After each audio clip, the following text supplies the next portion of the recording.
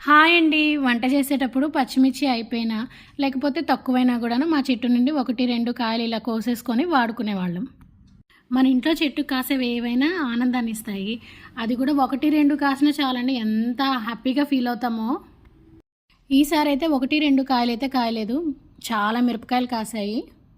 ఇవేమో 2 రకాల పచ్చిమిర్చి అండి. అంటే 2 చెట్లున్నాయి. ఒకటేమో పొడవుగా ఉంటాయి కదా పచ్చిమిర్చి అవి. ఒకటేమో నార్మల్ పచ్చిమిర్చి వేసాము. నాకైతే మా ఇంట్లో కాసిన ఏ కూరగాయలైనా సరే, ఏ పూలైనా పూసినా కూడాను కొయ్యబుద్ధి కాదండి. అది అలాగే ఉంచాలనిపిస్తుంది.